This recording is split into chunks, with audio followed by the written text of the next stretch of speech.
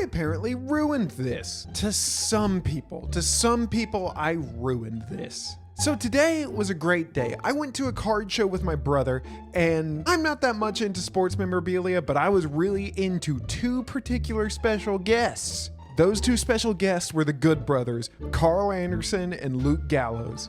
These two are a staple in tag team wrestling, which is why I got them to sign this. And they were so cool. They were so nice. Just down-to-earth individuals who would give you the shirt off their back. However, this is not where our story ends. Now, what I'm about to show you will be quite shocking to some collectors, and if it is, kindly get over it. I got Karl Anderson and Luke Gallows to sign my tag team championship, but as you notice, I got them to sign it to Hunter. On both sides. How dare I do such a thing? So I realize that devalues the belt greatly. As a matter of fact, no one's probably gonna want to buy this belt off me. And you know what? Good. I am very sentimental about things. I asked them to sign it to Hunter to show them, hey, I'm a real fan. I'm not a reseller. I'm going to keep this. And to some people, who I will mention in a story momentarily, that was ludicrous. So after I got them to sign it and spent a good amount talking to them, by the way, if you're gonna go meet a wrestler, I highly suggest meeting a wrestler at an event that is not a wrestling event, because there was hardly any line I had to wait for to go up to them and get them to sign my belt. People were there for baseball cards, Pokemon cards, football cards, pretty much everything. Wrestling was just a byproduct of the event. So that being said, they did have fans there, but it was not out the door because so many people were there just for the Pokemon cards. But that worked out in my favor because I got to have an actual meaningful conversation with them. I talked to them about tattoos, graphic design. Heck, I even talked to them about what they did during COVID, which what they did during COVID was awesome. Just look up WWE during the COVID era. They did what they had to do to survive and made some pretty entertaining stuff along the way.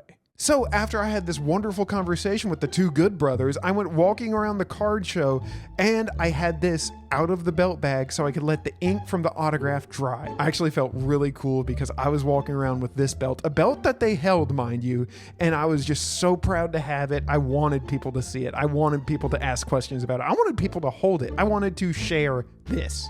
However, that brings me to one specific table. There was a pro wrestling table with goods of pro wrestling, cards, pictures, autographs, the whole 9 yards. And he sees me carrying the belt and he's like, hey, come here. And I'm like, cool, I get to talk wrestling with someone. This is gonna be great. I'm gonna make more friends. And he goes, let me see the belt.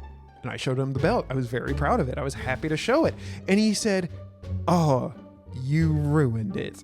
And I was like, excuse me? And he essentially said, I did the cardinal sin for every collector. I got it personalized. And then he proceeds to say, you're never gonna be able to resell this. I said, sir, I'm not a reseller. I want this for the rest of my life. And then this son of a gun, he says, okay, but imagine when you die. And I'm like, Jiminy Christmas, why would you go there? And he says, when you die, imagine your kids inherit the belt and they want to resell it. They're not going to be able to resell it if it has to Hunter on it.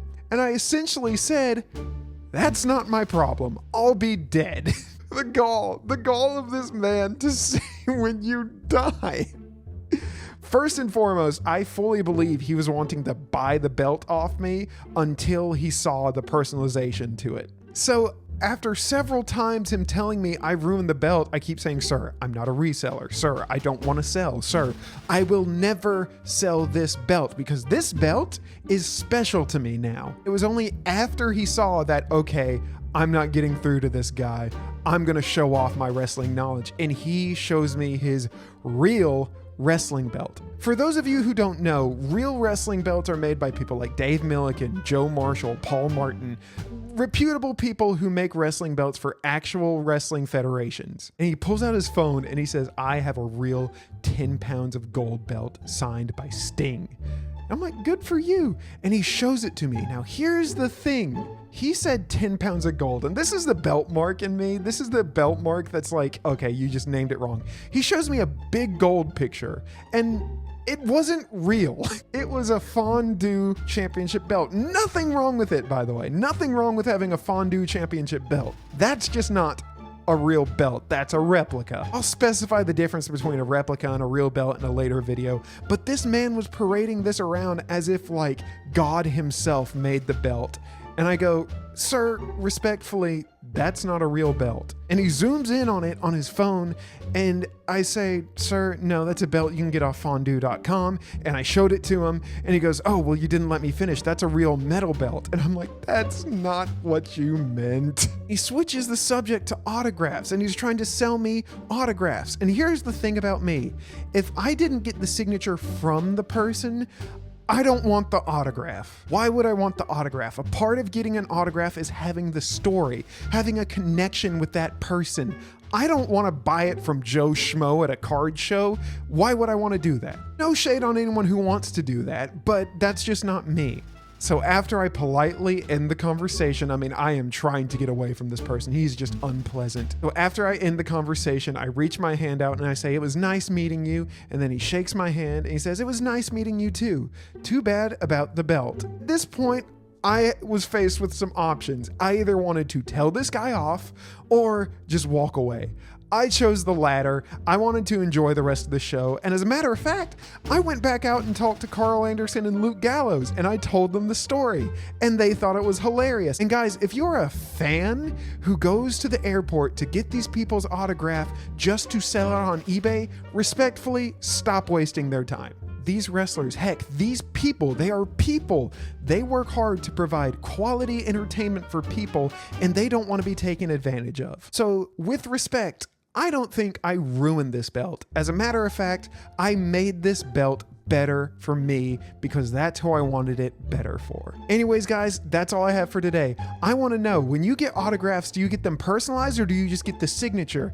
That is something that genuinely interests me. Am I in the minority here or am I possibly in the majority? Y'all let me know in the comments down below, and I will see you in the next video.